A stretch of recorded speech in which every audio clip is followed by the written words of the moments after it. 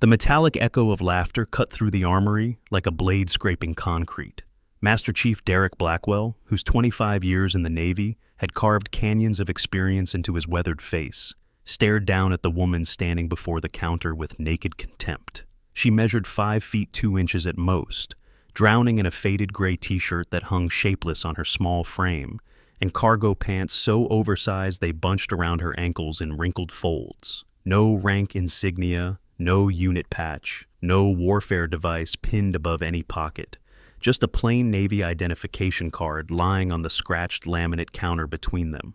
Her brown hair was pulled into a simple ponytail, practical and unremarkable.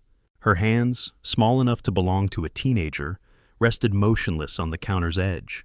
Around them, the daily rhythm of the armory continued. Trainees hauling equipment bags, armory staff organizing ammunition crates into pranis rows.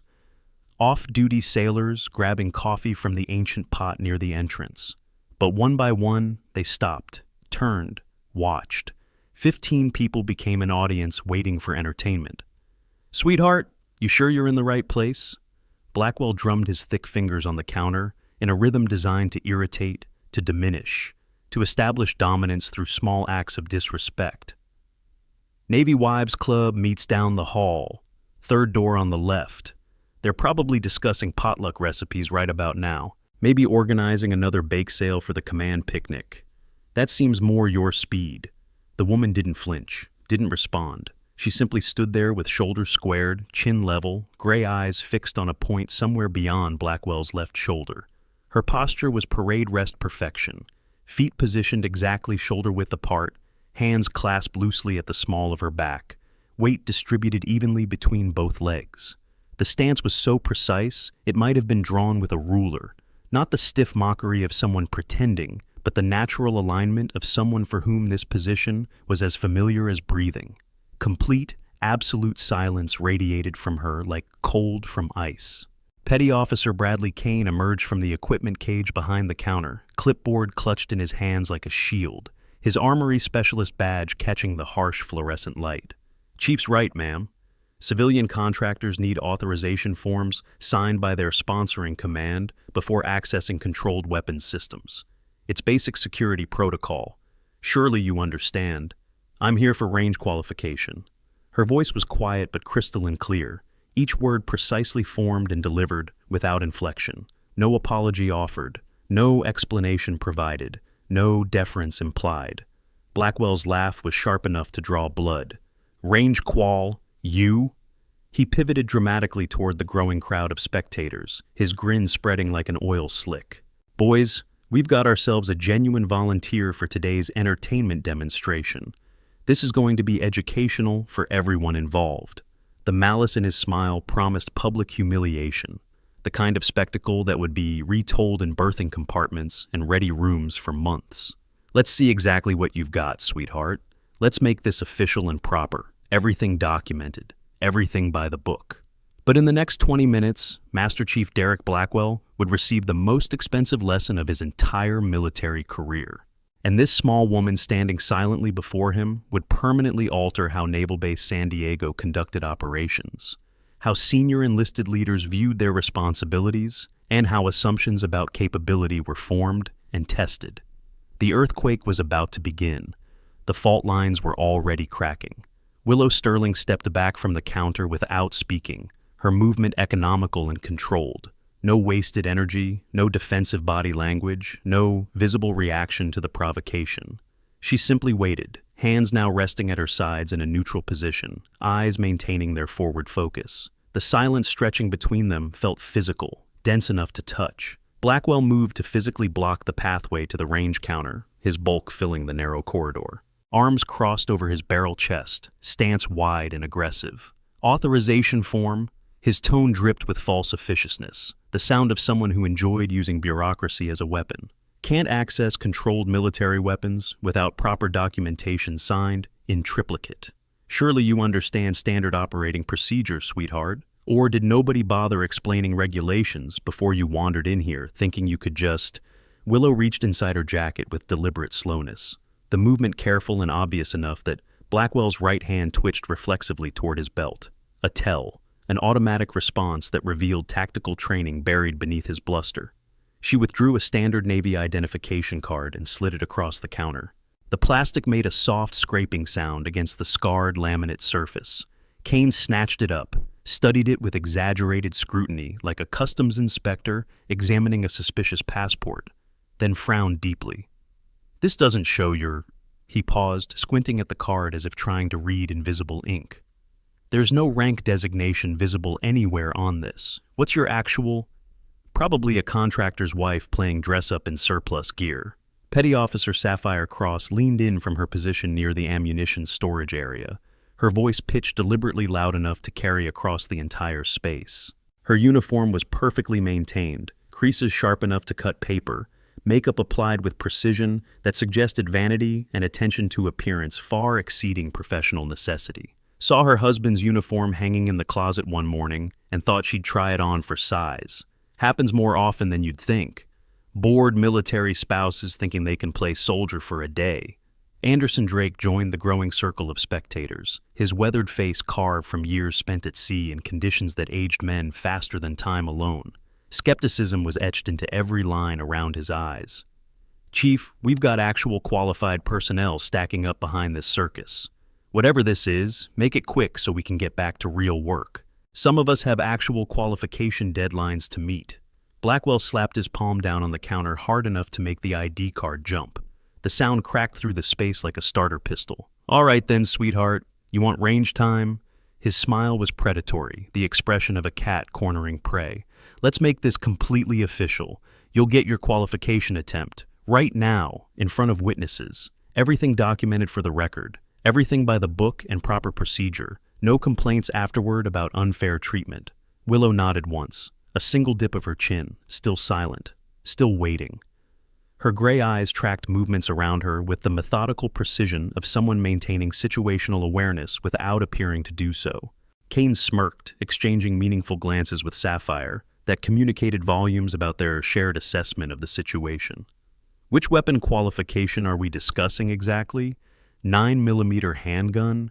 Maybe a .22 caliber rifle? Something appropriately scaled for your—" He gestured vaguely at her diminutive frame with barely concealed condescension. "Physical proportions and limitations. M4 carbine, 500-yard range." Willow's voice remained flat, emotionless, utterly neutral. A simple statement of fact requiring no embellishment or justification. Laughter erupted through the armory, sharp, disbelieving, edged with mockery that bordered on cruelty. The crowd had swollen to 18 people now, sailors abandoning their assigned tasks to witness what promised to be spectacular failure, worthy of documentation and endless retelling. Someone in the back called out, "This is going to be better than that YouTube video with the contractor and the Barrett." Another voice added gleefully, "Someone better record this for the group chat." Petty Officer Ronan Price stepped forward from the cluster of onlookers, his movement smooth and measured in a way that suggested careful consideration behind every action. Something about his eyes, the way they tracked details, cataloged information, assessed threat levels, hinted at depths beneath the surface. "I'll personally set up the qualification course myself, Chief. This should prove thoroughly entertaining for everyone present. We haven't had comedy this good since that civilian contractor tried operating the .50 caliber last month and nearly took out the wind indicators." Lieutenant Isaac Miller entered through the main double doors, his younger face still carrying the openness that years of command would eventually harden. The silver bar on his collar caught the light. He sensed the tension immediately, the predatory energy of a crowd gathering for blood sport, the electricity that preceded either violence or humiliation. "What's the situation here?" His question was directed formally toward Blackwell, but his eyes moved to the small woman, standing perfectly still amid the surrounding chaos. Blackwell turned, his smile widening to show teeth. "Just about to conduct a standard qualification demonstration, sir. Won't take long at all. We're simply verifying this individual's—" He emphasized the word with barely concealed contempt, deliberately avoiding any term that might imply respect. "Claim proficiency with controlled military weapons systems. All proper procedure, all documented, all completely by regulation." Miller's jaw tightened almost imperceptibly, but he gave a single sharp nod. "Carry on, Master Chief. Ensure everything is documented appropriately for official records." Willow followed the group toward the range complex, her footsteps eerily silent on the polished concrete floor. While everyone else's boots created a symphony of impact sounds, hers made almost no noise. A detail that went unnoticed by most observers but caused Miller's eyes to narrow fractionally. Her gait was economical, perfectly balanced, the purposeful movement of someone accustomed to tactical environments where sound discipline separated survival from discovery. Seaman Noah West leaned close to Petty Officer Lily Morgan, dropping his voice to barely above a whisper. "This feels fundamentally wrong. She hasn't said 10 words total, and they're treating her like a woman who walked into their exclusive boys' club uninvited," Lily finished quietly, her own expression carefully maintained in professional neutrality, but something flickered deep in her eyes. Recognition, perhaps, or understanding born from experience. "Just watch carefully. Sometimes the quietest people have the most interesting stories to tell." Kane pulled an M4 carbine from the secured weapon rack, made an exaggerated show of checking the chamber and verifying the weapon's condition, then held it out toward Willow like a teacher offering a child a complicated toy they couldn't possibly understand. "You do know how this particular weapon system functions, correct? Safety selector here, magazine release there, charging handle up top. Do you need me to walk you through basic operational procedures before we proceed? No shame in admitting you're in over your head." Willow accepted the weapon without verbal response.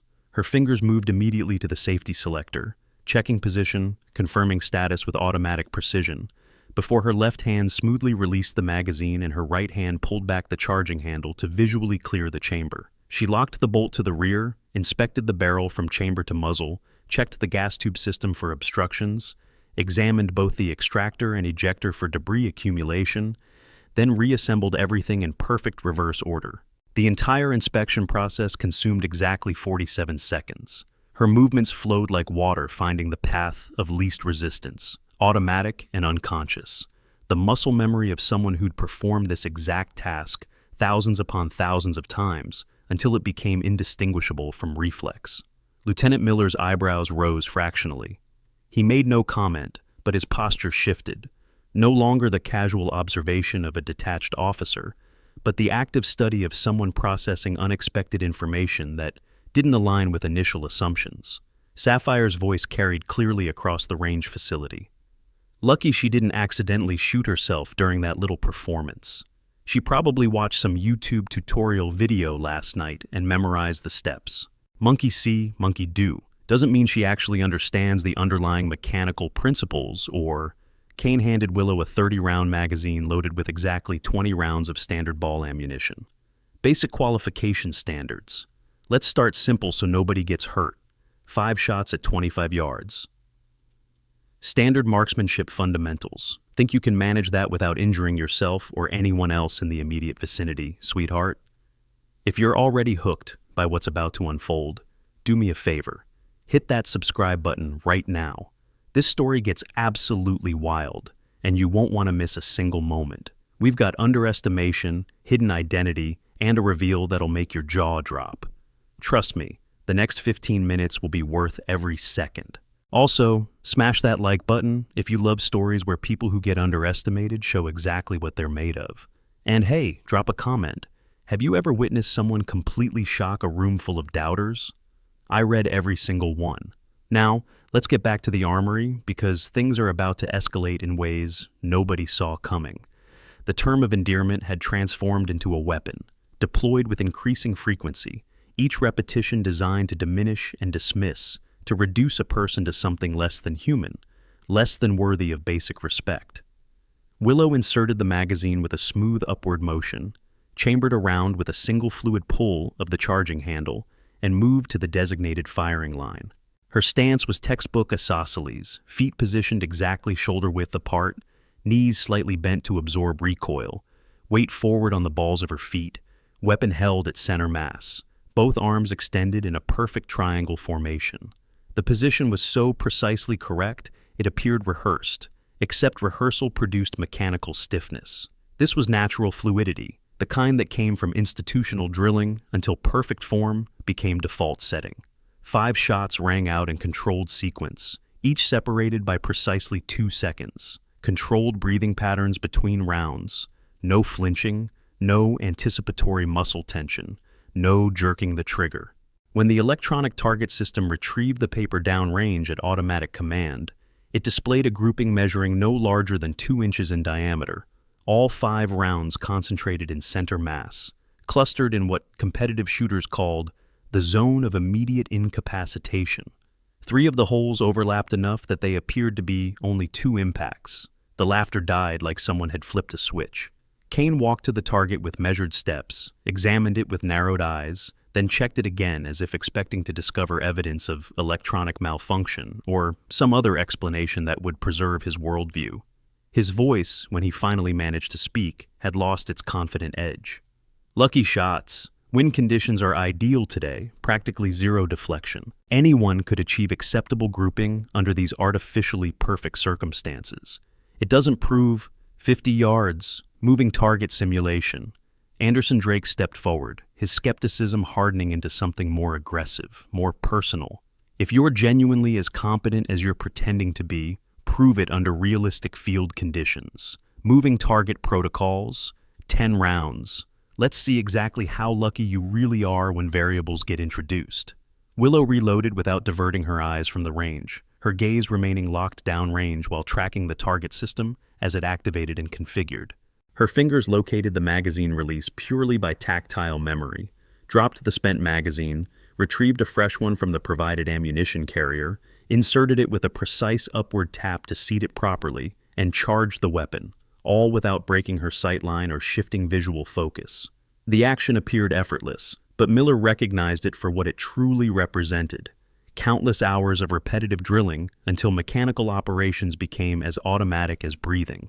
The moving target system engaged with electronic precision, a human-sized silhouette traversing left to right at variable speeds programmed to simulate unpredictable movement, appearing and disappearing behind simulated cover structures. Willow fired 10 rounds in controlled pairs, the rhythm of her shots reflecting trained breathing patterns and recoil management. When the system completed its cycle and stopped, 9 rounds had struck center mass in a pattern that would have produced immediate physiological incapacitation.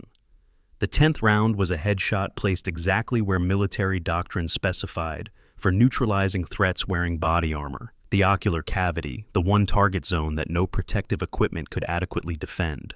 Silence fell over the observation area like a heavy blanket, muffling everything. Petty Officer Logan Hunt slowly extracted his phone from his pocket, thumb hovering uncertainly over the record button before he made the decision and started capturing video documentation. Something was happening here, something that transcended normal qualification procedures, something that needed to be preserved as evidence. Lily Morgan's expression remained professionally neutral, but the corners of her mouth tugged upward almost imperceptibly. She crossed her arms and settled her weight against the concrete wall, adopting the posture of someone prepared to watch what she clearly suspected would be a masterclass in consequences meeting actions. Miller moved closer to the observation window, his tactical mind processing patterns that didn't align with initial assumptions. The shooting was exceptional, that much was undeniable, but the technique nagged at him like a splinter beneath skin. The economy of movement, the target selection priority, the mechanical precision that came only from institutional training of the highest possible caliber. He'd observed this before, but never from a contractor or civilian. This was military muscle memory, not just military, special operations muscle memory, the kind that required years of investment to develop and constant maintenance to preserve. Blackwell's jaw muscles jumped beneath his weathered skin, tension visible in the tendons of his neck. Anyone can hit stationary or predictably moving targets in a carefully controlled environment with zero pressure. Real combat is chaos incarnate. Real qualification requires tactical thinking under stress, not just mechanical accuracy. We need to evaluate performance under actual scenario pressure that simulates genuine threat conditions.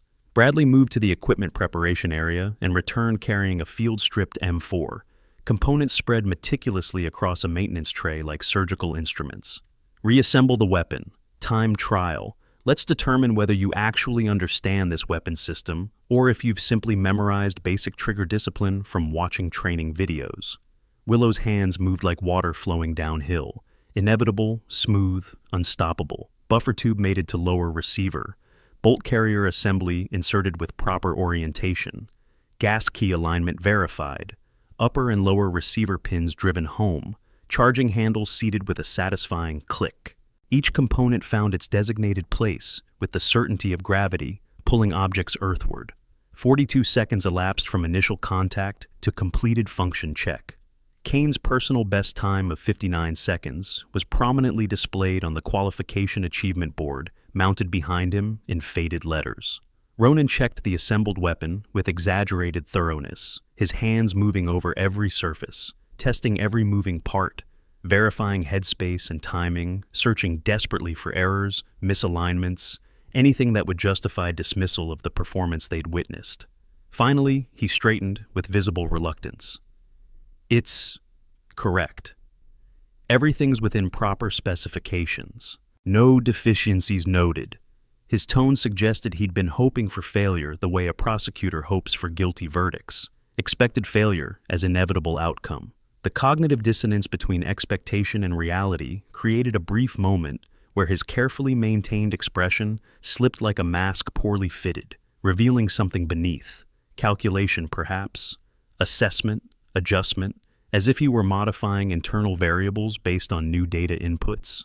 Sapphire's whisper carried farther than she probably intended, filling the space between equipment racks. She probably dated an armorer at some previous duty station, learned procedures from watching him work night after night. That's the only logical explanation that makes any sense for this level of... Dude, who is she? Seaman Aiden Ross leaned toward Noah, his young face creased with genuine confusion. That's not normal contractor behavior.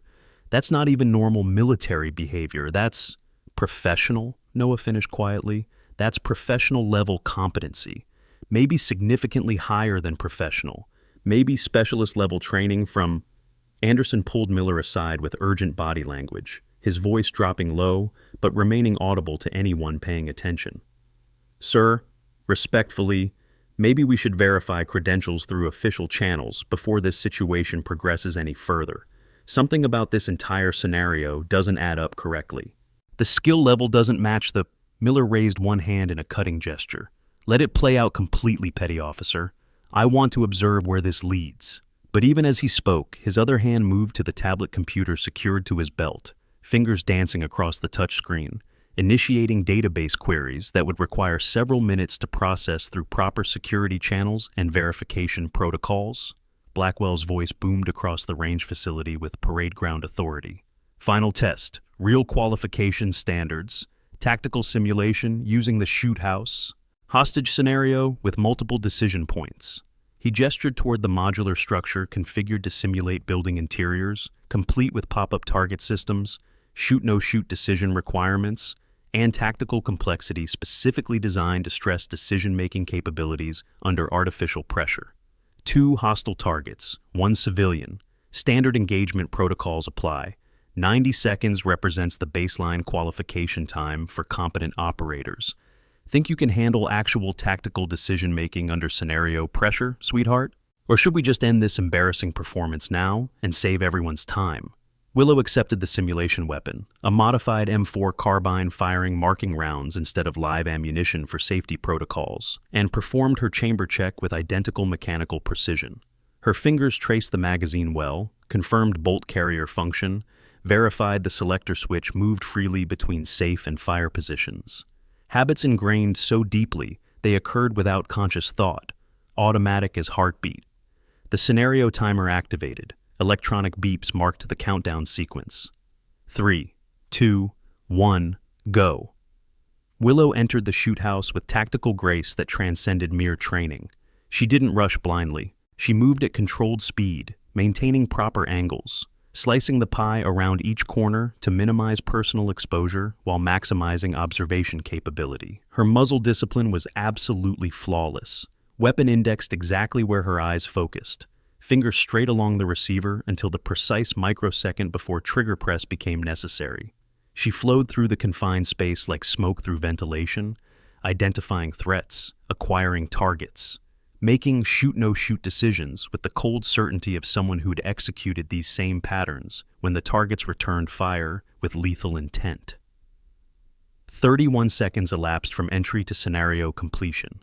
0 civilian casualties. Both hostile targets neutralized with double-tap center mass shots that would have produced immediate physiological incapacitation and rapid exsanguination. Her movement through the restricted space had been economical, professional, and absolutely textbook for close-quarters battle techniques taught exclusively in specialized schools that most sailors would never see. Senior Chief Floyd Turner's voice cut through the stunned silence like a judge delivering verdict from the bench. That's SEAL-level CQB execution. I spent 6 years as an instructor at the schoolhouse in Coronado. That's not amateur performance. That's not even standard infantry competency. That's institutional training at the absolute highest tier of special operations capability. His weathered face showed confusion, mixing with growing suspicion. Where exactly did you learn to move through structures like that? Willow turned from the shoothouse exit, and her jacket sleeve rode up her right forearm. Just for a moment, just barely enough. The harsh fluorescent light caught scar tissue there, puckered and distinctive, and immediately recognizable to anyone with combat experience. The pattern was diagnostic: radiating lines, keloid formation, the particular texture that came from shrapnel driven deep into flesh by explosive force. Not the kind of injury sustained in training accidents with safety protocols. The kind earned downrange in combat zones, when violence became personal and intimate, and survival measured in milliseconds, and correct decisions made under impossible stress. Speaking of precision equipment, let me tell you about something that's revolutionizing how professionals stay connected in high-stakes environments. Military-grade smartphones with encrypted communication capabilities, reinforced casings, engineered to survive drops from 6 feet onto concrete, and battery systems providing 72 hours of operational time in field conditions. These aren't your standard consumer devices available at retail stores. They're purpose-built for people who cannot afford to have their technology fail when situations become critical. Water-resistant to 30 meters depth, satellite connectivity when cellular networks are unavailable or compromised, and biometric security systems that make unauthorized access virtually impossible, even with sophisticated attack methods. Whether you're conducting tactical operations, coordinating emergency medical response, or simply demanding absolute reliability from your communication technology, these devices represent the cutting edge of secure, durable connectivity solutions. Miller's tablet emitted a sharp ping. His eyes dropped to the screen. What he observed there made his entire face go absolutely still, the way people freeze when confronting information that fundamentally rewrites their understanding of reality. His thumb moved across the touchscreen, scrolling, reading, verifying through multiple independent sources. Then his gaze lifted to Willow with completely transformed eyes. "Chief Blackwell," Miller's voice had metamorphosed from casual observation to pure command authority that permitted zero argument. "A word, now, privately, in my office." But Sapphire was already moving closer to Willow, her social dominance patterns apparently unwilling to accept the mounting evidence accumulating around them like floodwater. "You think you're somehow special because you memorized some basic procedures? Because you got lucky on a qualification course that plenty of people pass every single day? Let me tell you something important, sweetheart." "Sterling?" Oliver Shaw's voice cracked across the space like a bullwhip. He pushed through the crowd forcefully, his face displaying naked shock, confusion, and something else, recognition mixing with utter disbelief. "Willow Sterling? Is that really?" He stopped short, his eyes tracking from her face to the exposed scar tissue on her forearm, then back to her eyes. "Holy cow, it actually is you. We all thought you were still overseas at..." Willow's eyes flicked toward Oliver for exactly 1 second. Something passed between them in that brief moment. Acknowledgement, memory, shared experience that required no verbal communication. Years of history compressed into a single exchanged glance. Then her attention returned to tracking the tactical environment, categorizing potential threats, maintaining situational awareness even in this supposedly controlled space. Anderson moved with obvious intent to physically block Willow's path toward the exit. "You're not going anywhere until we receive proper answers. Who are you really? What's your actual clearance level? Why are you here conducting what appears to be some kind of evaluation?" His considerable bulk filled the narrow corridor, meant to intimidate, to dominate through sheer physical presence and implied threat. "Stand down immediately, petty officer. That's a direct order." Miller's command carried the full weight of commissioned authority. "Step aside right now. Do it!" Bradley's frustration boiled over into aggressive confrontation. "Who are you, actually?" He stepped closer, deliberately invading personal space, using proximity as a weapon the way bullies had since humans first formed hierarchies. "Some contractor who thinks she can—" Ronan's phone buzzed urgently in his pocket. He glanced at the screen with casual dismissal.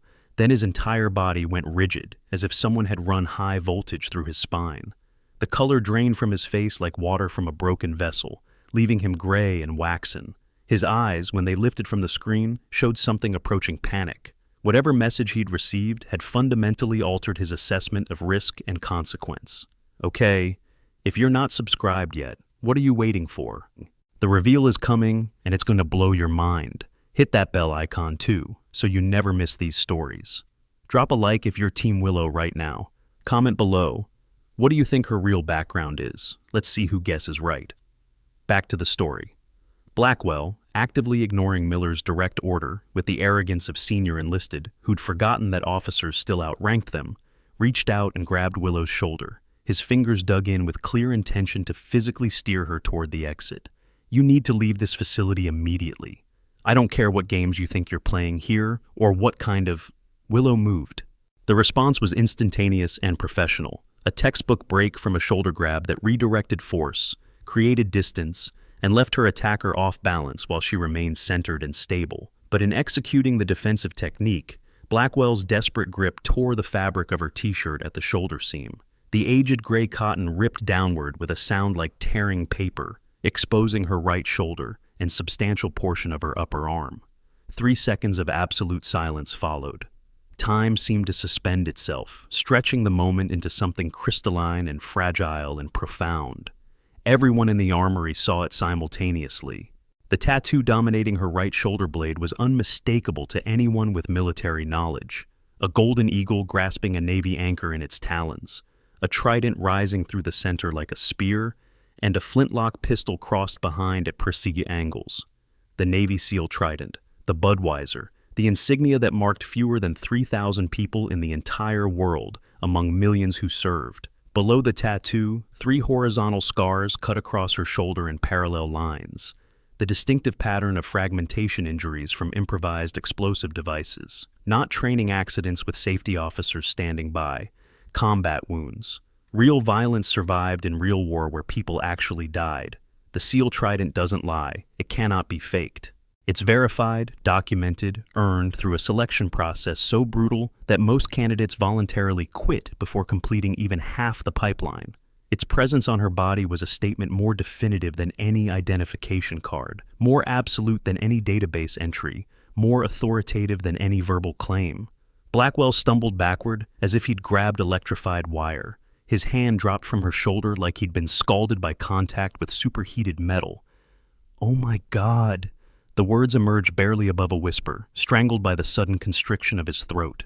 Bradley's clipboard clattered to the concrete floor, the metallic crash absurdly loud in the stunned silence. His mouth worked soundlessly, attempting to form words his brain couldn't quite produce, neurons misfiring in the face of catastrophic realization. Sapphire's perfectly painted lips parted, but no sound emerged. Her eyes, wide and disbelieving, tracked from the tattoo to Willow's composed face and back again, as if attempting to verify what she was observing against what she'd assumed to be possible, finding the two realities incompatible. Anderson froze mid-step. His forward momentum arrested so abruptly, he swayed slightly like a building during earthquake. The color drained from his weathered face, leaving him looking suddenly older, smaller, diminished by the weight of his miscalculation and its inevitable consequences. Ronan backed toward the exit without seeming to realize he was moving, his body executing retreat protocols while his conscious mind was still processing threat assessment. His eyes had gone very wide, his breathing shallow and rapid, the physiological markers of fight-or-flight response, with flight winning decisively. Lieutenant Miller snapped to attention with the precision of a parade ground drill team. His hand rose in a perfect salute, elbow at shoulder height, fingers extended and joined, palm angled slightly forward, the gesture of profound military respect that transcended rank and touched on something more fundamental. "Lieutenant Commander," his voice carried clearly through the silent space with parade ground projection. "Ma'am, I apologize sincerely for not recognizing you immediately. This situation should never have been permitted to progress to this point under any circumstances." Lily Morgan's knowing smile finally broke the surface of her carefully maintained neutral expression, like a submarine rising from depth.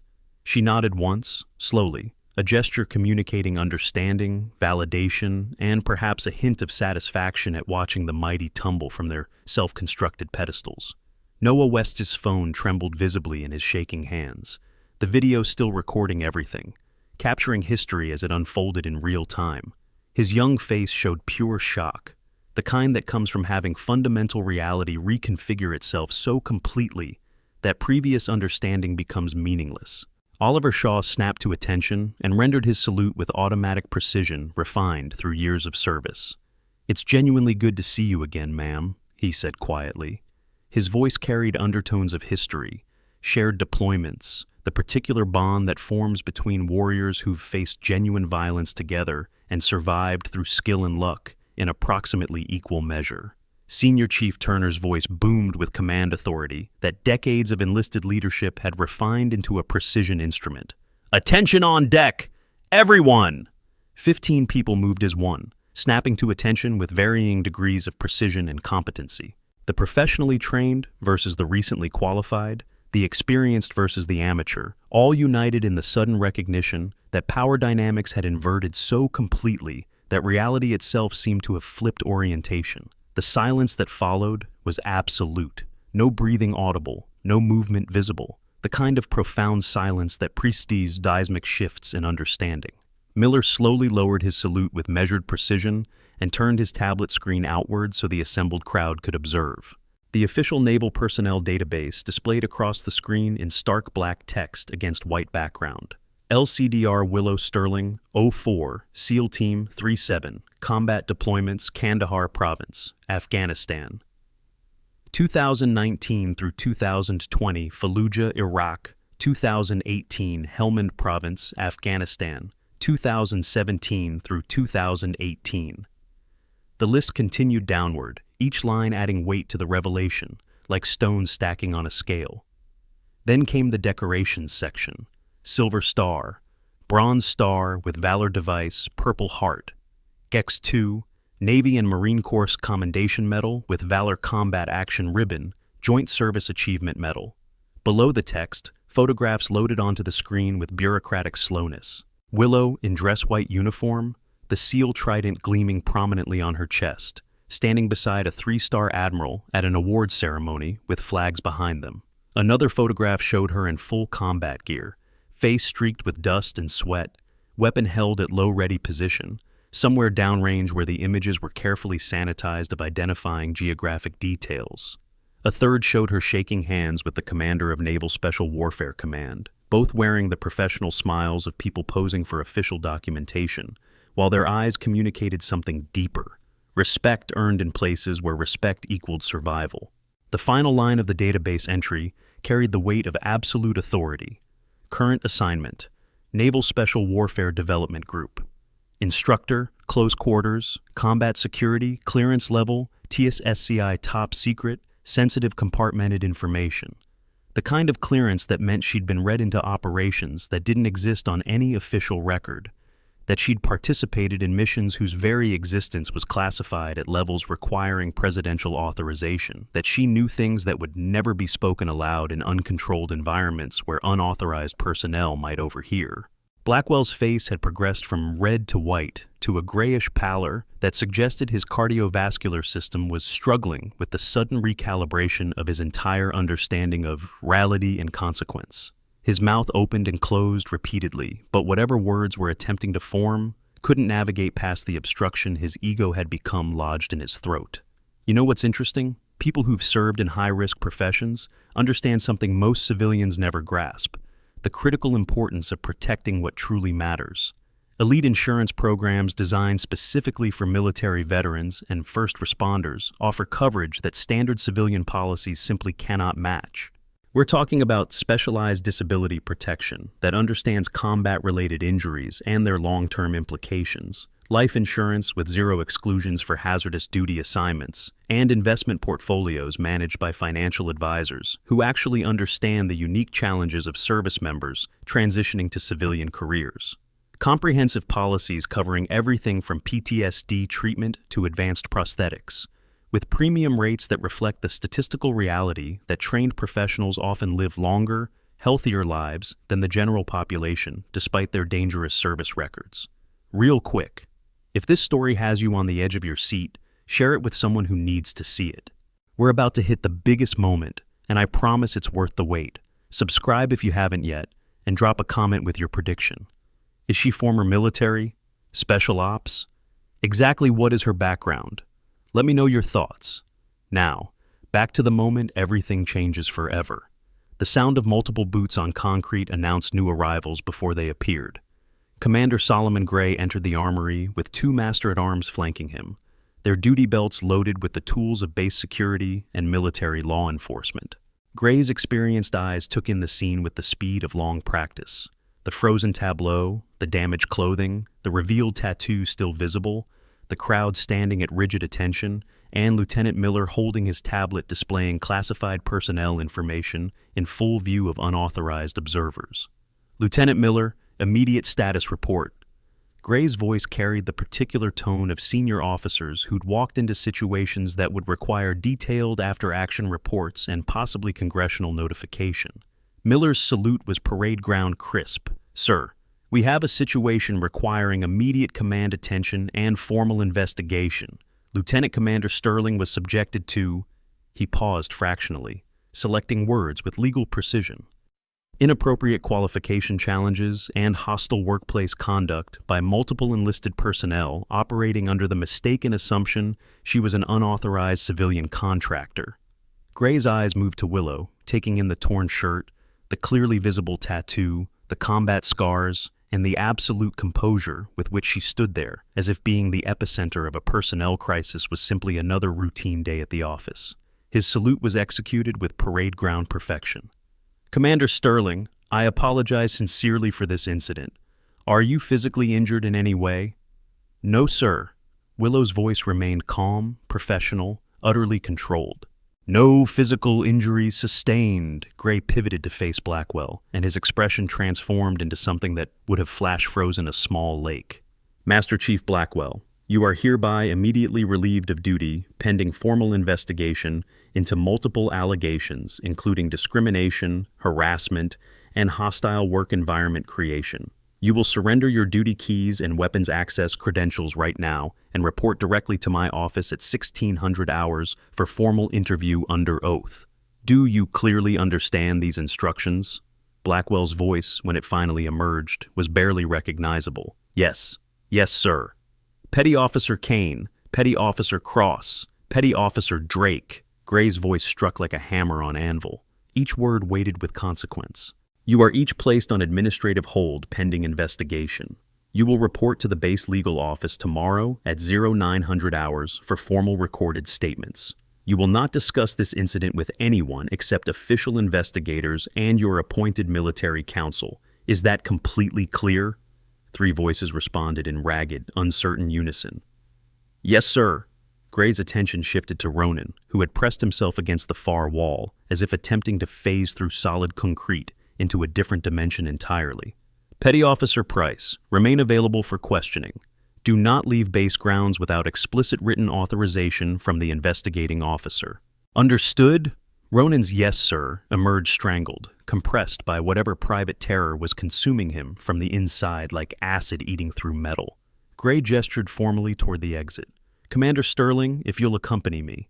We need to document this incident formally for the official record, and I believe you're owed comprehensive explanations regarding base security protocols that should have prevented this situation from occurring under any circumstances. Miller fell into step beside them as they moved toward the exit, his posture protective without being presumptuous or inappropriate. Oliver followed at respectful distance, his face still displaying the shock of unexpected reunion with someone he'd assumed was deployed overseas. Lily Morgan pushed off the wall and joined the group, her expression carefully professional, but her eyes communicating volumes about satisfaction at watching institutional karma execute its function with mechanical precision.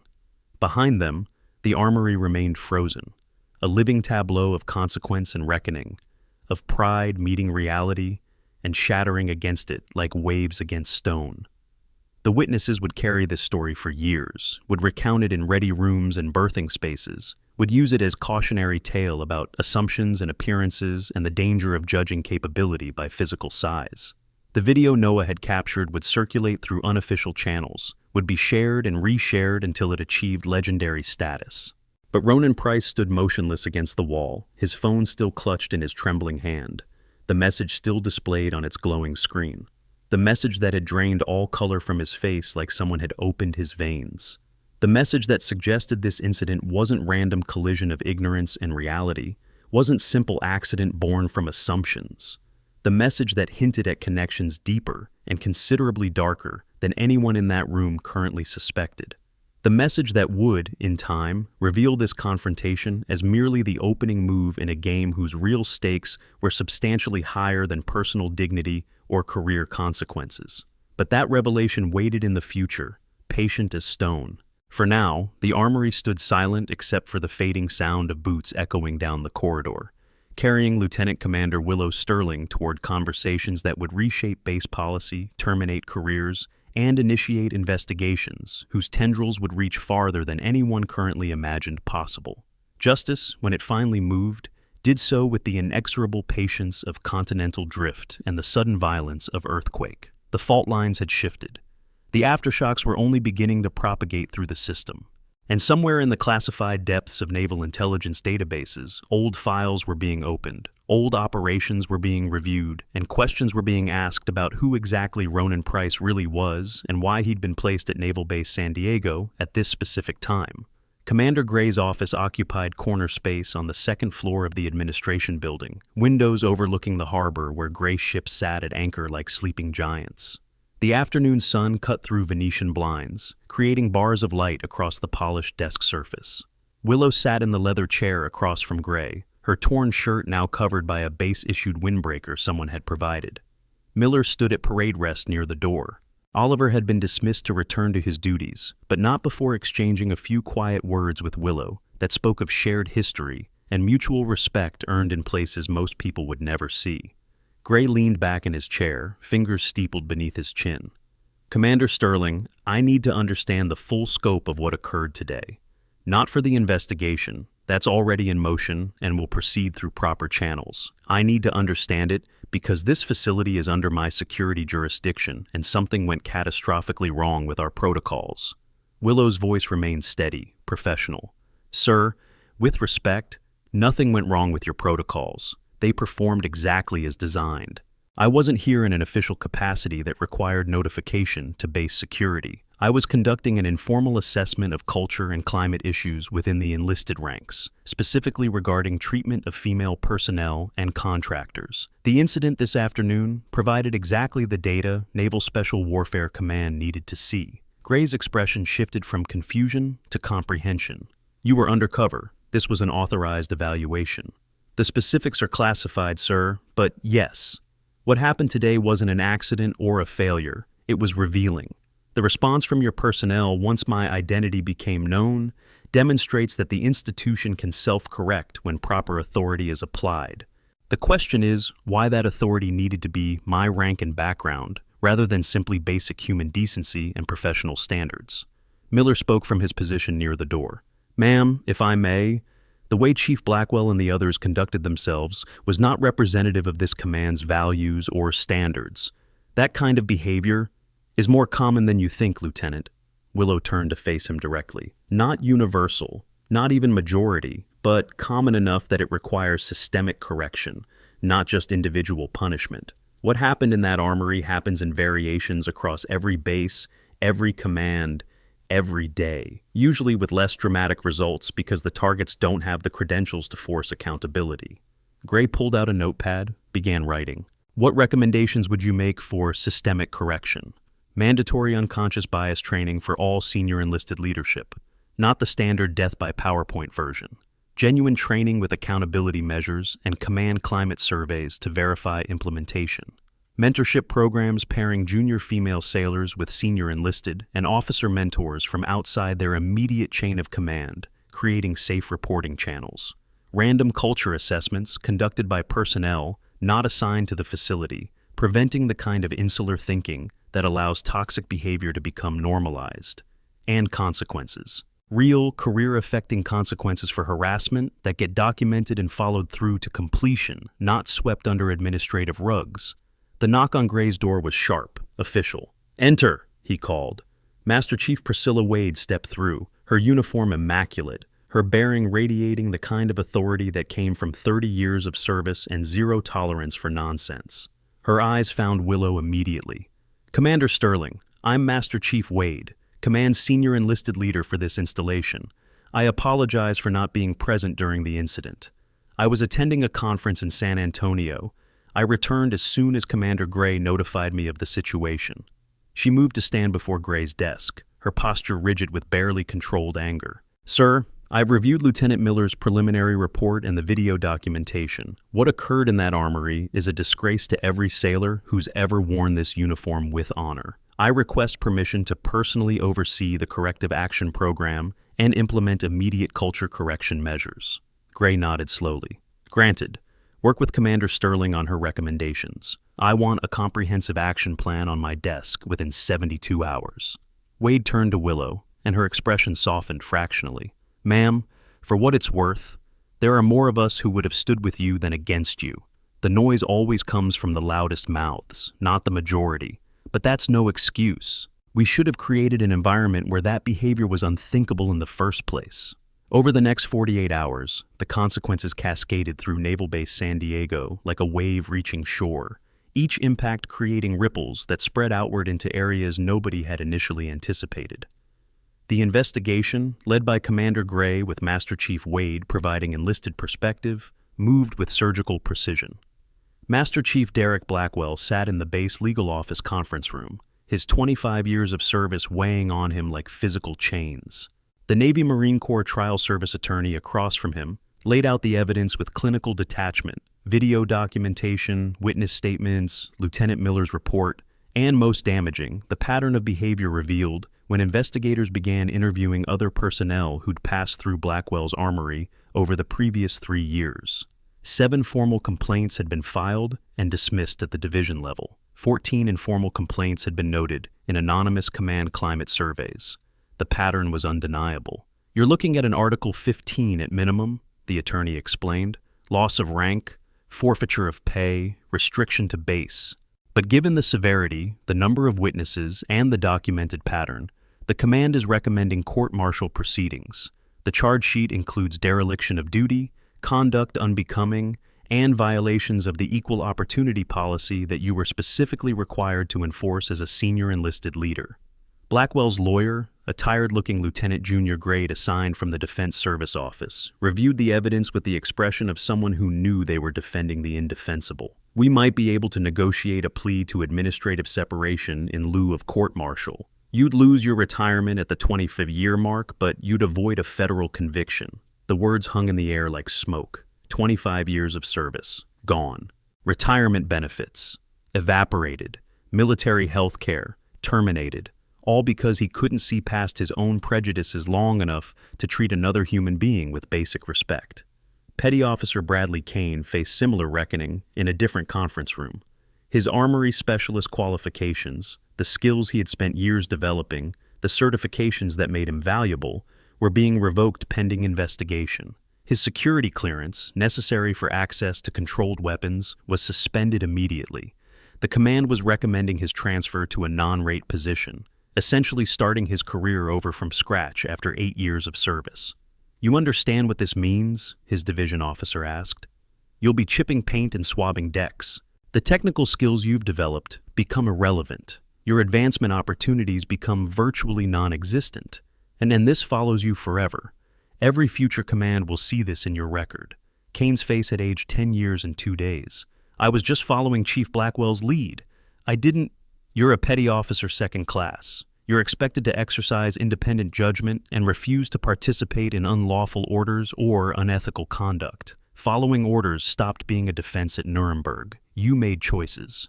Now you face consequences for those choices.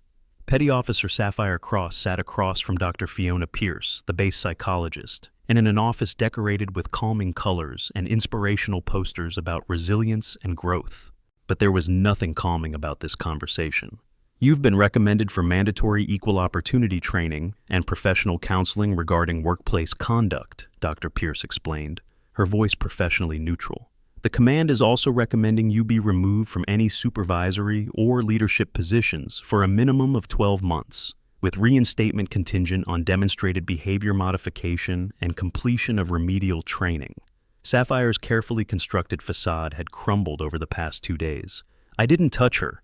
I didn't physically do anything. I just made a few comments. You created a hostile work environment through sustained verbal harassment and exclusionary behavior. The legal standard for hostile work environment doesn't require physical contact. It requires behavior that a reasonable person would find intimidating, hostile, or abusive. You met that standard repeatedly and deliberately. The fact that you still don't seem to understand the gravity of your actions is precisely why the counseling is mandatory, not optional. The session continued for another 40 minutes, peeling back layers of defense mechanisms and rationalization. By the end, Sapphire sat with tears streaking her carefully applied makeup, finally confronting the reality that her social dominance tactics had been nothing more than institutionalized bullying. Petty Officer Anderson Drake received his consequences in the office of Captain Edwin Cross, the base commander. Cross's expression was carved from granite as he reviewed the investigation findings. 20 years of service, Petty Officer. 20 years. You were 6 months from retirement eligibility. 6 months from finishing your career with honor and full benefits. Cross looked up from the paperwork. Now you're facing administrative separation under other than honorable conditions. Do you understand what that means for your benefits, for your transition to civilian employment? Anderson's weathered facade showed every one of his 41 years. Sir, I didn't know who she was. If you'd known she was a lieutenant commander and a SEAL, you would have treated her with respect. But you thought she was a contractor or a junior enlisted sailor, so you felt entitled to treat her with contempt. Cross leaned forward. That's precisely the problem, Petty Officer. Respect and professional conduct shouldn't be contingent on rank or position. They should be baseline standards for all interactions. The fact that you would have changed your behavior based solely on her credentials, rather than recognizing your conduct was inappropriate regardless of her status, demonstrates exactly why this corrective action is necessary. The hammer fell with bureaucratic finality. Anderson would be separated from service under general conditions, not quite honorable, not quite dishonorable, but enough to impact his veterans' benefits, his employment prospects, and his ability to wear the uniform he'd served in for 2 decades. But Ronan Price faced something altogether different. His interview took place not in the base legal office, but in a secure facility 3 miles off base, in a room with no windows and recording equipment that captured everything in multiple classified systems. The 2 men conducting his interview didn't wear uniforms. They carried credentials from Naval Criminal Investigative Service and Defense Counterintelligence Agency. Tell us again about your background, Petty Officer Price. The older investigator's voice was professionally flat, but his eyes were predatory. Start with where you received your initial training. Ronan's hands trembled slightly on the table surface. Great Lakes, boot camp, then A school for... Stop. The younger investigator slid a photograph across the table. We've identified 17 discrepancies in your service record. Your fingerprints match a different identity in the FBI database. Your social security number belonged to someone who died in 2011. Your high school records don't exist. So, let's try this again. And this time, let's use the truth. Who are you really, and what were you doing at Naval Base San Diego? The interview would continue for 6 more hours, peeling back layers of false identity like removing masks. But the full story, the real story of who Ronan Price was and what mission had brought him to that armory at that specific time, remained locked behind classification barriers that would take months to fully penetrate. The institutional changes began rolling out within a week of the incident. Captain Cross stood before an assembly of 300 sailors in the base auditorium, his voice amplified through speakers that carried to every corner of the space. What occurred in the armory last Tuesday was unacceptable. Not because it was unusual, though I desperately wish I could claim it was, but because it represented failures at multiple levels of our organization. Failures of leadership, failures of training, failures of culture. Starting immediately, this command will implement comprehensive reforms designed to ensure such incidents become impossible rather than merely unlikely. The reforms were extensive and immediate. Mandatory training for all hands, conducted in small groups rather than mass briefings, with facilitated discussions rather than passive listening. Command climate surveys distributed monthly rather than annually, with results published openly and command leadership required to address identified problems within 30 days. An ombudsman program providing confidential reporting channels for harassment or discrimination, with cases tracked through to resolution by personnel outside the immediate chain of command. Master Chief Wade personally led the senior enlisted training sessions, her approach combining hard truths with practical solutions. You want to know why what happened to Commander Sterling matters? Because next time it might be your daughter, your sister, your wife. And when that happens, you'll want someone to stand up and say, "This is wrong," before it escalates. You'll want a command that takes action instead of making excuses. We build that command by being that command, starting right now. The message rippled outward. Within 3 weeks, 2 additional cases of harassment were reported through the new confidential channels, cases that likely would have gone unreported under the old system. Both received immediate investigation and appropriate corrective action.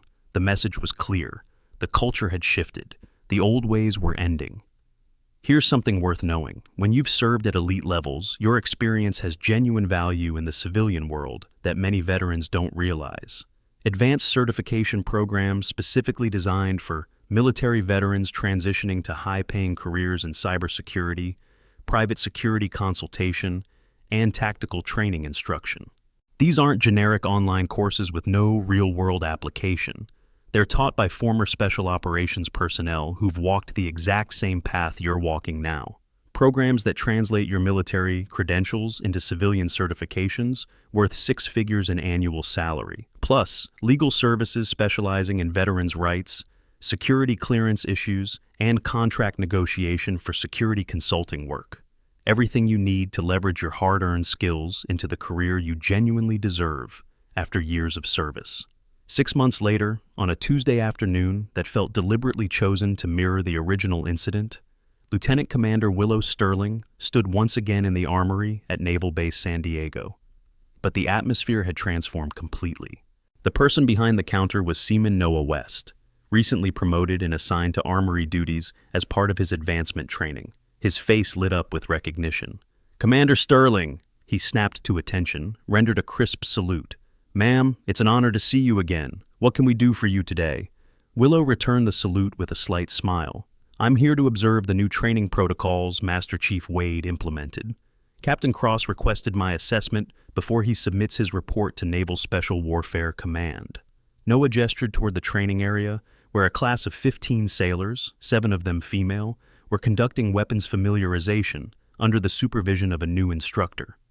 "The change has been remarkable, ma'am. Completely different environment. Everyone gets evaluated on capability, not appearance or assumptions. Chief Wade runs a tight ship.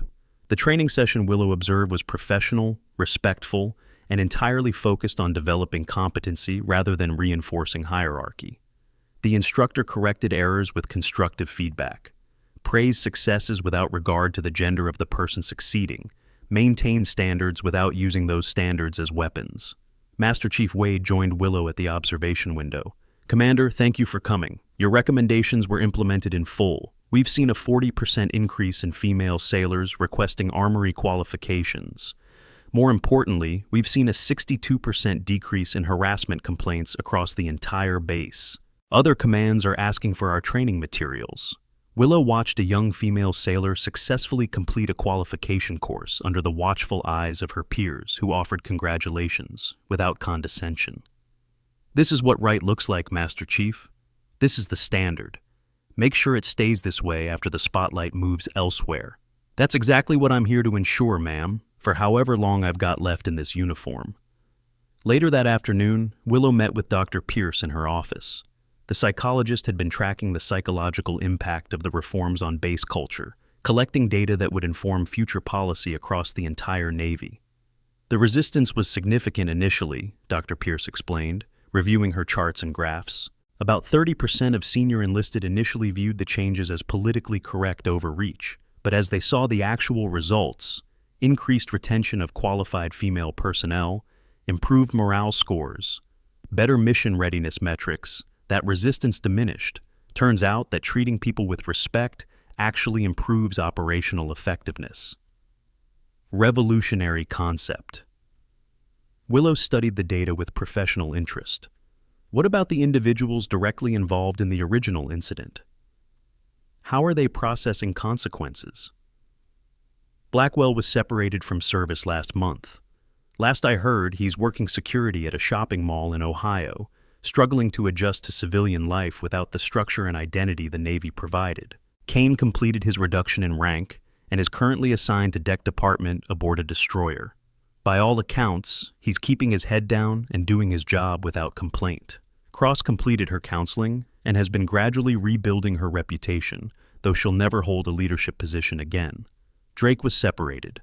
His transition hasn't been smooth. Dishonorable discharge impacts everything from employment to housing. And Price? Dr. Pierce's expression became guarded. That's outside my access level, ma'am. Last I was told, his case was transferred to federal authorities for reasons not disclosed to base personnel. The mystery of Ronan Price had deepened over the months. Official word was that he'd been transferred to another duty station, but sailors talked, and the rumors suggested something far more complex. Counterintelligence involvement, federal investigators, sealed proceedings. Whatever Ronan Price's real story was, it remained buried beneath classification stamps and need-to-know restrictions. Evening fell across San Diego, painting the harbor in shades of orange and purple. Willow stood on the observation deck near the base headquarters, watching the sun sink toward the Pacific horizon. Captain Cross joined her, his uniform exchanged for khakis, off-duty, but still carrying the weight of command. You changed this base, Commander. Changed it fundamentally. Not just policies on paper, but actual culture shift that's measurable and sustainable. Cross leaned against the railing. I've been in command for 3 years. I thought we had a good culture. I was wrong. We had an acceptable culture that hid significant problems beneath the surface. You exposed those problems and gave us tools to fix them. Willow watched a destroyer easing away from the pier, beginning its journey to wherever the Navy needed it to be. The problems still exist, Captain. We didn't eliminate them. We just made them harder to hide and easier to address when they surface. The real test comes in 5 years, when everyone's forgotten this incident, when new people have rotated through, when the institutional memory has faded. Will the reform survive? Or will everything slowly drift back toward the mean? That's why we're embedding these changes in official instruction, making them part of standard training pipelines, and building accountability measures that outlast individual commanders. Cross pulled out his phone, showed Willow a message. This is from the Chief of Naval Operations Office. They want your full report and recommendations distributed fleet-wide. You're being asked to brief senior leadership in Washington next month. This goes beyond one base, Commander. You've started something that's going to reshape how the entire Navy operates. Before we wrap this up, make sure you're subscribed because I've got more stories like this coming. If this one satisfied that justice craving, you're going to love what's next. Hit like, drop a comment about your favorite moment, and check out the next video in the queue. Trust me, you won't regret it. 2 weeks later, Willow Sterling sat in her office at Naval Special Warfare Development Group in Virginia Beach, surrounded by training manuals and lesson plans for the next BUDS class. Her position as an instructor placed her at the forefront of training the next generation of SEALs, ensuring they understood that capability came in forms that didn't match traditional expectations. Seaman Aiden Ross had written her a letter, actual handwritten letter on physical paper, the kind that young people rarely sent anymore, thanking her for the example she'd set. He'd applied for BUDS training, inspired by watching her handle that situation with dignity and competence. The letter sat framed on her desk, a reminder that actions created ripples that spread farther than anyone could predict. Lieutenant Miller had been selected for promotion to lieutenant commander and assigned as the new range commander at Naval Base San Diego, replacing the previous officer who had been reassigned for failure to maintain proper oversight. His first action in the new position had been to implement a mentorship program pairing junior female sailors with experienced instructors, creating the kind of support network that should have existed all along. Lily Morgan had been meritoriously promoted to Petty Officer First Class and assigned as the Equal Opportunity Representative for her division, using her experience as a witness to the Armory incident to counsel other female sailors facing similar challenges. Her quiet support during the incident had earned her recognition from Master Chief Wade, who'd made it her personal mission to elevate competent female leaders throughout the command. Oliver Shaw had returned to SEAL Team 3 after his shore duty rotation, carrying with him the story of reuniting with Sterling under such unexpected circumstances. The story spread through the teams, becoming part of the oral tradition that bound Special Operations personnel together, a reminder that their brothers and sisters in arms might appear anywhere, at any time, and deserved recognition and respect regardless of context. The documentary crew that Dr. Pierce had mentioned actually materialized, a Navy media production team creating training films about culture change and professional conduct. They had interviewed Willow extensively, though much of her actual service record remained classified and couldn't be referenced directly. The final product focused on principles rather than specifics, treating all personnel with professional respect, evaluating capability rather than making assumptions, and creating inclusive environments that strengthen rather than weakened operational effectiveness. Recruitment numbers told their own story. Applications from female candidates for Special Operations training programs had increased by 40% in the 6 months following the incident. Not all would make it through the pipeline. The standards remained the same, as they should, but the perception that Special Operations was closed to them had shifted. Willow received emails regularly from young women asking for advice, seeking mentorship, looking for proof that the path was possible. She answered every single one, paying forward the support she'd received from the few who'd come before her. The afternoon sun was beginning to fade when Willow's encrypted phone rang with a tone that indicated priority traffic. The screen showed a number she recognized from Naval Special Warfare Command headquarters. She accepted the call, expecting routine administrative coordination about upcoming training schedules. "Sterling," her voice was professional, crisp. "Commander, this is Captain Jasper Wells from Naval Intelligence." The voice on the other end carried tension beneath its professional exterior. "We have a situation that requires your immediate attention and specific expertise. How quickly can you get to a secure facility for a classified briefing?" Willow glanced at her desk calendar, mentally cataloging commitments. "I can be at Dam Neck within 30 minutes. What's the nature of the situation?" "Operation Ghost Harbor." 2 words, just 2 words, but they landed like artillery shells.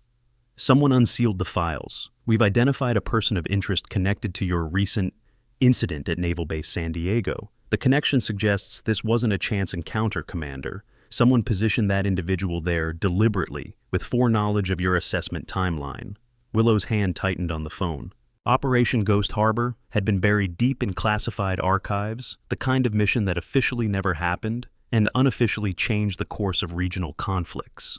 Her role in it had been significant enough to earn classified decorations that couldn't be displayed publicly. The operation had been sealed at the presidential level. Unsealing it required authority that very few people possessed. "Define person of interest, Bopton." Her mind was already running threat assessments, calculating probabilities, considering implications. The individual who operated under the cover identity of Petty Officer Ronan Price, real name still under investigation, but we've verified he's actually a foreign intelligence operative who infiltrated our system approximately 4 years ago. The Armory incident wasn't random, Commander. He was positioned there specifically because intelligence indicated you'd be conducting your assessment at that location during that time frame. The question is, who provided that intelligence, and what was their ultimate objective? The implications cascaded through Willow's tactical mind like dominoes falling. If foreign intelligence knew about her assessment operation before it happened, that meant penetration at high levels. If they'd positioned an operative specifically to observe her response, that suggested they were gathering intelligence about her capabilities, her methods, her decision-making under stress. If they had unsealed Ghost Harbor files, they knew details about operations that could compromise ongoing missions and endanger personnel still operating in theater. What's the immediate threat assessment? Willow was already moving, grabbing her go-bag from the office closet, the bag every special operations professional kept packed for rapid deployment. Unknown, which is why we need you at Dam Neck immediately. The individual who unsealed Ghost Harbor has access to TS SCI material. That's a very short list of people, Commander. We're looking at potential compromise of ongoing operations across multiple theaters, and there's one more thing you need to know before you get here. Willow paused at her office door. What? The intelligence package that was compromised included personnel files, specifically files on special operations personnel with unique capabilities or backgrounds that might make them high-value targets for recruitment or elimination. Your file was accessed 17 times in the past 6 months by credentials we haven't been able to fully trace yet. Someone's very interested in you, Commander, someone with access that shouldn't exist. The line went dead. Willow stood in her empty office for 3 seconds, processing, calculating, planning. Then she was moving, her training taking over, the same calm focus that had carried her through ambushes and firefights and impossible situations, now guiding her toward whatever came next. She stopped at her desk long enough to secure classified materials and activate the office security protocols. Her eyes fell on Aiden Ross's letter, the hopeful words of a young sailor, inspired to pursue his dreams because he'd witnessed someone refusing to be diminished by circumstance. Whatever came next, that mattered. The reforms at Naval Base San Diego mattered. The message sent about respect and professionalism mattered. Those things would endure regardless of whatever shadow game was unfolding in the classified world. The drive to Dam Neck took 23 minutes through evening traffic. Willow's mind ran through everything she remembered about Ghost Harbor. The players, the objectives, the outcomes, the secrets that couldn't be spoken. Someone wanted those secrets exposed. Someone had positioned an operative to observe her specifically. Someone was playing a game that spanned years and involved resources suggesting nation-state level operations. The secure facility at Dam Neck was nondescript, designed to be forgettable. Willow cleared security checkpoints with credentials that opened doors most people didn't know existed. Captain Wells met her in a conference room deep in the building's interior, surrounded by electronic countermeasures that ensured no signal entered or left without authorization. The briefing table held file folders stamped with classification markings that made them literally illegal to discuss outside authorized spaces. Wells gestured toward them with grim expression. Everything we know is in there. It's not enough. We need someone who knows the operation from the inside, who can identify what intelligence might have been compromised and assess operational impact. That's you, Commander. You're one of 3 people still alive who knows the complete operational picture of Ghost Harbor. The other 2 are currently unreachable in deep cover assignments. Willow sat down and opened the first folder. The photograph clipped to the inside cover stopped her cold. Ronan Price, or whoever he really was, stared out from a surveillance photo taken months before the armory incident. But he wasn't alone in the photo. Standing next to him, deep in conversation in what appeared to be a cafe somewhere in Europe, was another face Willow recognized. A face that shouldn't be in this context. A face that suggested the conspiracy went deeper than anyone had yet imagined. Who else knows about this connection? Willow's voice was absolutely controlled, but her mind was racing through implications that branched like fractal patterns. Right now, 6 people. You make 7. We're keeping this compartmented until we understand the full scope. If we've got penetration at command level, we can't risk wider disclosure until we've identified all the players. Willow studied the photograph, committing every detail to memory. I need access to the full Ghost Harbor files.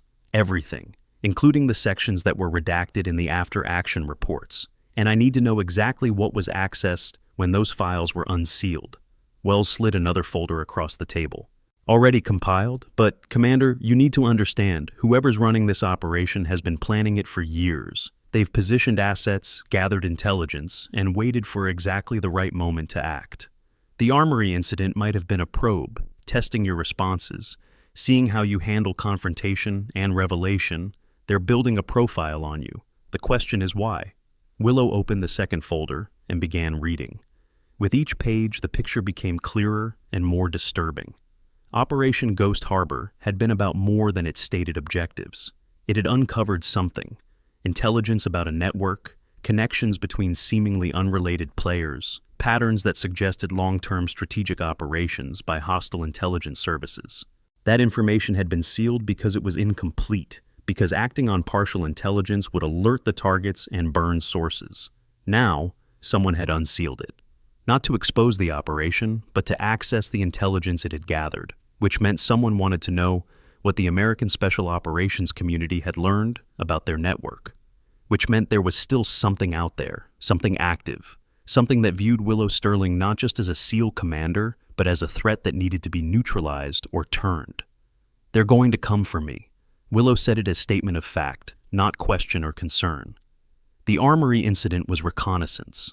They wanted to see how I operate under pressure, how I respond to threats, what support networks I can activate. They're building target packages. Wells nodded slowly. "That's our assessment as well, which is why you're being read into a new operation, codename Crossfire. We're going to use their interest in you as the lure, draw them out, identify the network, roll up their assets. But it means you become the bait, Commander.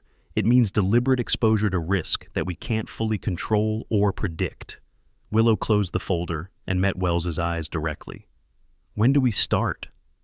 The briefing continued for 3 more hours, covering operational details, support assets, emergency protocols, and contingency plans that branched into contingency plans. By the time Willow emerged from the secure facility, night had fallen completely. Stars were visible despite the light pollution from Virginia Beach, tiny points of light that had guided sailors for millennia, before GPS and satellites made navigation a matter of algorithms rather than celestial observation. Her phone buzzed with a text message from an unknown number. Just 4 words. "We need to talk." Willow stared at the message for 5 seconds, then deleted it without responding. If they wanted to talk, they could do it on her terms, in places she chose, with support assets in position. She wasn't some junior officer who could be intimidated or manipulated. She was a combat veteran with 7 deployments, a SEAL commander with classified operations under her belt, and someone who'd faced down death enough times to recognize it when it approached wearing disguise. The game was beginning, the real game, not the preliminary moves and positioning that had led to the armory incident. Someone out there had made a critical mistake. They'd assumed that studying Willow Sterling from distance would give them advantage. They'd assumed her capabilities could be assessed and cataloged and countered. They were about to learn that some people couldn't be reduced to profiles and threat assessments. Some people adapted, evolved, and turned hunting strategies back on hunters who thought themselves invulnerable. Willow drove back toward her apartment, but took a route that allowed her to confirm she wasn't being followed, using skills developed in places where following meant dying. Her mind was already 3 moves ahead, planning, preparing, considering angles and approaches that would force her adversaries into positions where their advantages became vulnerabilities. The reforms at Naval Base San Diego mattered. The message about respect and professionalism mattered. The cultural changes rippling through the Navy mattered. But this shadow game with stakes that could cost lives and compromise operations, this mattered too. Different battlefield, different rules, same warrior spirit. Her apartment was dark when she arrived. She cleared it with automatic precision born from training and experience, checking sight lines and entry points, confirming no one had entered during her absence. Only then did she allow herself to relax fractionally, pulling out the encrypted laptop and beginning the research that would consume the next several hours. Operation Ghost Harbor had been 3 years ago. Whatever network they had uncovered was still active, still operating, still positioning pieces on a board most people couldn't see. The fact that they'd waited 3 years before unsealing those files suggested patience, planning, and resources that indicated state-level backing. The message was clear. They knew who she was, where she was, and what she was capable of accomplishing. They'd studied her, assessed her, decided she was enough of a threat or enough of an asset to warrant this level of attention. They'd made one critical error, though. They'd let her know they were watching, and now she could watch back. The night stretched ahead, full of work and planning and preparation. Somewhere out there, Ronan Price, or whoever he really was running his own operations, possibly unaware that his cover had been completely blown. Somewhere out there, the person who had unsealed Ghost Harbor was continuing whatever game they'd initiated. Somewhere out there, networks were moving and plans were unfolding that would require everything Willow Sterling had learned in her years of service. She opened a new file on her laptop and began typing, documenting everything she remembered from Ghost Harbor, every detail that might prove relevant, every connection that might illuminate the larger picture. The work would take hours. She had them to spend. Outside her window, Virginia Beach slept, unaware that among its residents were warriors still fighting battles most people would never know existed. The armory incident had been about justice, about culture, about making the Navy better for everyone who served. This was about something older and darker, about shadows and secrets and the eternal game of intelligence and counterintelligence that had been playing since humans first formed competing tribes. Willow Sterling had faced ambushes in Kandahar, firefights in Fallujah, and impossible odds in places whose names couldn't be spoken. She'd earned her trident in blood and pain and determination that refused to quit. She'd changed base culture through quiet competence and refusal to be diminished. Now she faced a different kind of battle, one fought with information and misdirection, with patience and planning, with the understanding that some victories took years to achieve, and some enemies never showed their faces directly. The real story was just beginning. The armory had been prologue. This was the actual mission. And Lieutenant Commander Willow Sterling was ready for whatever came next. Because that's what SEALs did. They adapted. They overcame. They completed missions that others deemed impossible, and they never, ever quit. The cursor blinked on her screen, waiting for more words. She began typing again, building the case file that would become the foundation for Operation Crossfire. Somewhere in the encrypted files and classified intelligence lay the answers about who Ronan Price really was, who'd sent him, and what they ultimately wanted. She would find those answers. Not because it was easy, not because it was safe, but because it was necessary, because other people depended on operators like her to stand in the gap between security and chaos, to fight the battles that couldn't be acknowledged, to protect the nation that most citizens never realized needed protecting from threats they couldn't imagine. The night wore on. The work continued, and Lieutenant Commander Willow Sterling, SEAL Team 3 veteran, Naval Special Warfare Development Group instructor, and warrior who had refused to be diminished by prejudice, prepared to face whatever shadows were gathering in the darkness beyond her window. The real fight was coming. She would be ready. 3 hours into her research, Willow's encrypted phone vibrated with an incoming secure transmission. The screen displayed a single word: priority. She accepted the data transfer and watched as files began populating on her laptop. Mission reports, surveillance photographs, intercepted communications, all stamped with classification markings that made them federal felonies to possess without proper authorization. One photograph stopped her cold. Ronan Price stood in what appeared to be a Damascus cafe, taken by long-range surveillance approximately 18 months ago. But the man sitting across from him made Willow's blood run ice cold. She recognized that face from classified briefings, from intelligence summaries that circulated only among personnel with specific operational need to know. A face connected to networks that had killed American service members, that had funded terrorist operations, that had been pursuing strategic objectives against U.S. interests for over a decade. The secure phone rang. Captain Wells's voice was tight with controlled urgency. "You're seeing what I'm seeing, Commander. That photograph was taken during your second deployment to Syria. Price, or whatever his real name is, was in country at the same time you were conducting operations in that sector. This wasn't random placement at Naval Base San Diego.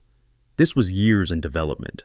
Willow's mind raced through tactical implications. He was tracking me. Even back then, before I made Lieutenant Commander, before the instructor assignment, someone identified me as a person of interest years ago and has been monitoring my career progression ever since. That's our assessment, which raises the question, what made you specifically valuable enough to warrant that level of long-term intelligence investment? What do they think you know, or what do they think you can access? Willow zoomed in on the background of the photograph, analyzing details most people would miss. A street sign partially visible, architectural features that placed the location within 2 blocks of where her team had conducted a raid that officially never happened. A raid that had recovered intelligence about weapons shipments and financial networks. A raid that had been part of Ghost Harbor's larger objectives. They think I have source information. Names of informants who provided intelligence during Ghost Harbor. They want to identify and eliminate those sources before we can reactivate them. The realization settled over her like winter frost. This isn't about me personally. I'm a key to accessing information they need to protect their networks. Exactly right, which means they won't stop with surveillance and assessment. Eventually, they'll make an approach: recruitment, coercion, or elimination. We need you to be ready for all 3 possibilities. Another file opened on her screen. This one, a personnel dossier that made her breath catch. The face staring back at her was younger, the uniform different, but unmistakably the same person who'd called himself Ronan Price.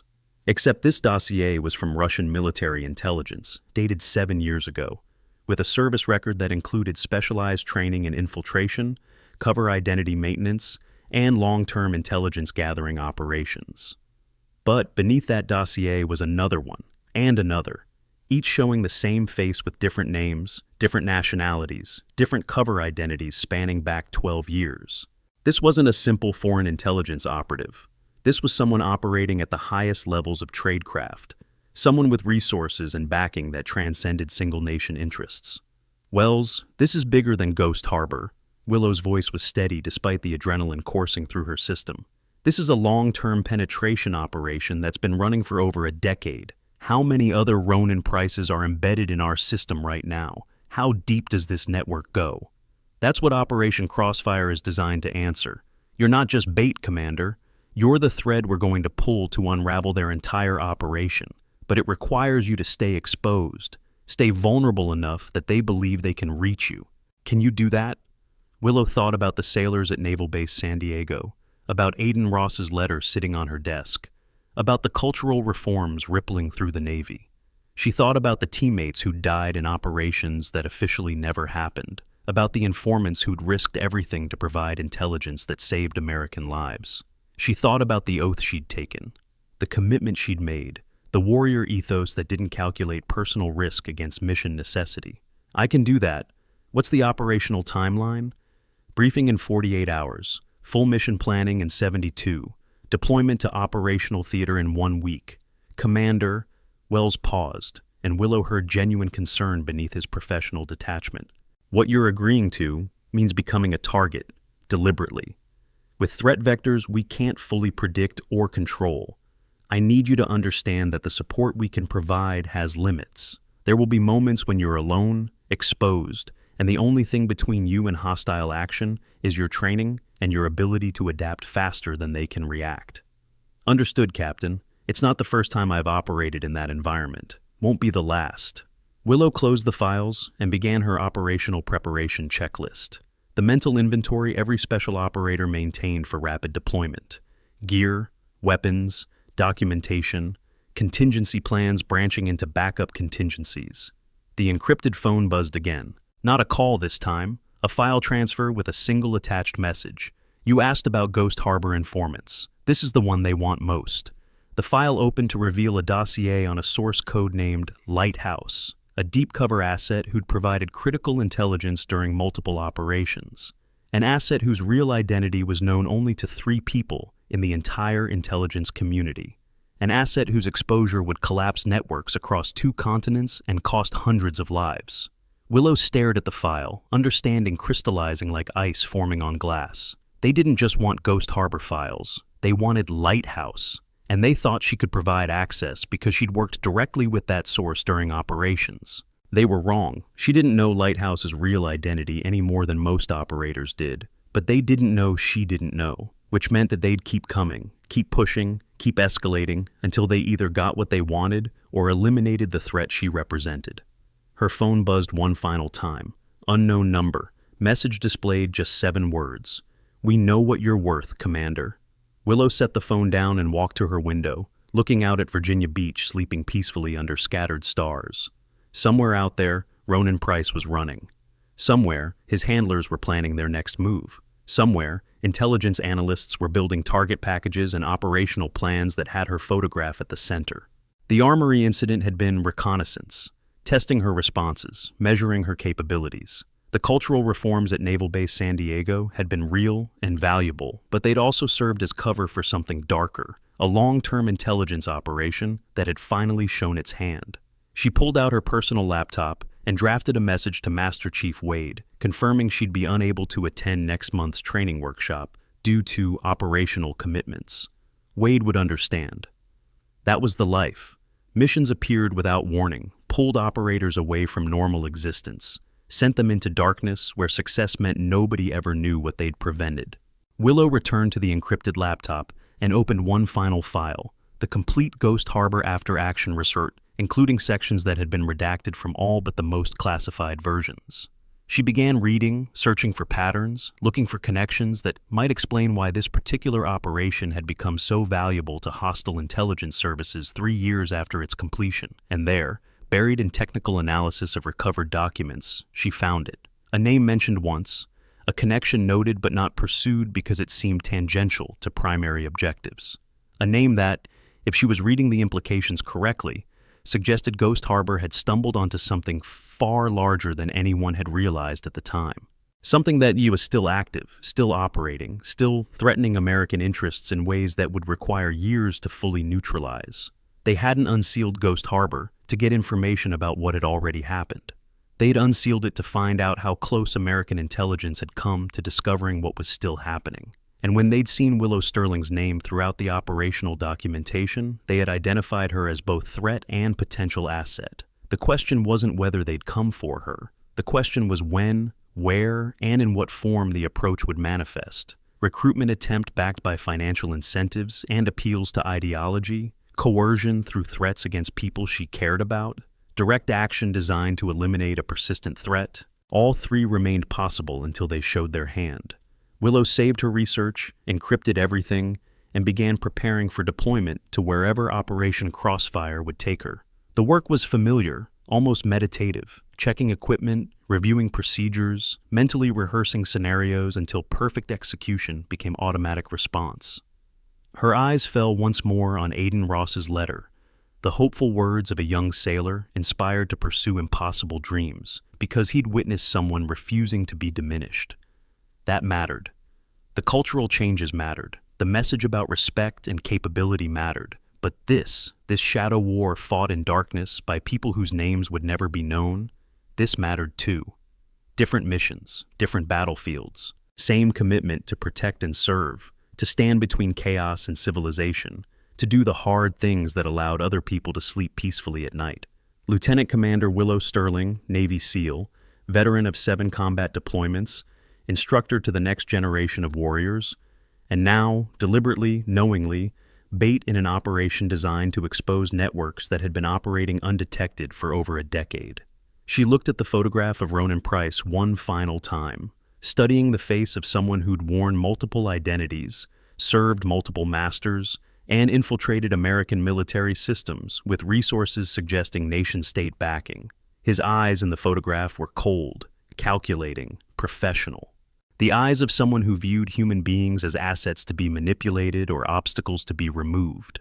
The final document in the intelligence package was a preliminary analysis of Price's possible true identity, based on forensic analysis of the multiple cover identities he'd maintained. 3 potential matches from international databases, each with backgrounds in military intelligence and special operations, each with service records that suggested elite training and long-term deep cover capability, each with connections to networks that American intelligence had been trying to penetrate for years.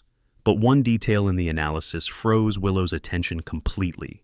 A notation about one of the potential identity matches showing training overlap with a CIA program that had been compromised 8 years ago.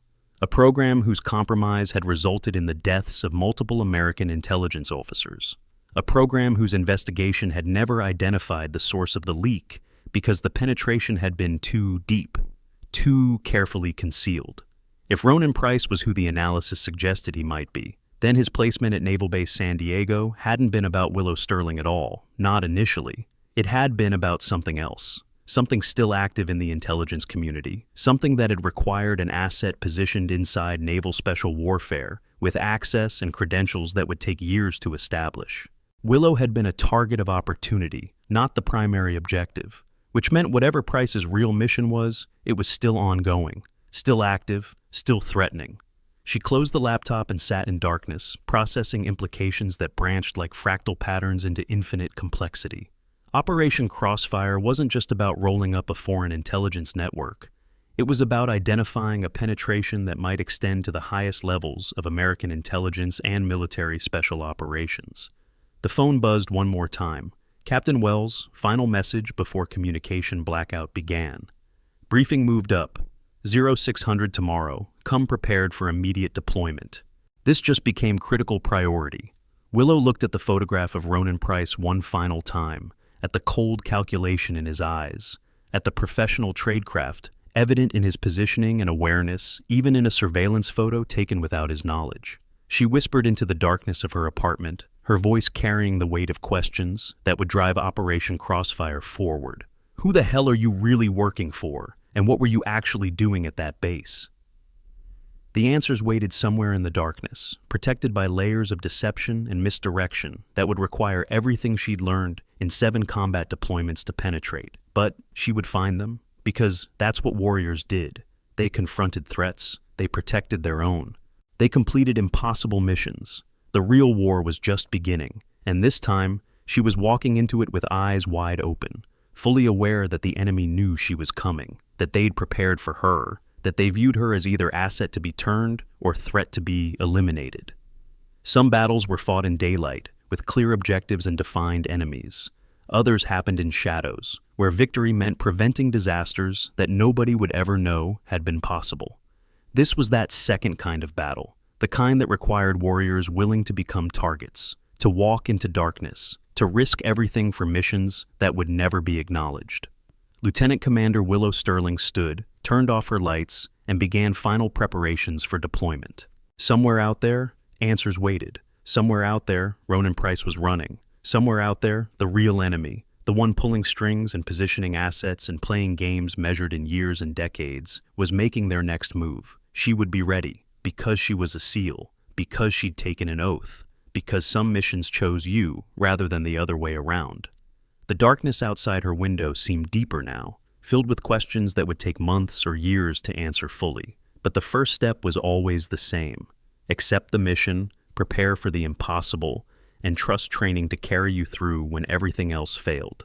Dawn would come in a few hours. The briefing would reveal operational details that would shape the next phase of her life. And whatever happened after that, whatever threats materialized, whatever challenges emerged, whatever sacrifices became necessary, she would face it the same way she'd faced everything else since earning her trident, with courage, with competence, with absolute refusal to quit. The real story was just beginning, and Willow Sterling was ready to write the next chapter, whatever it required.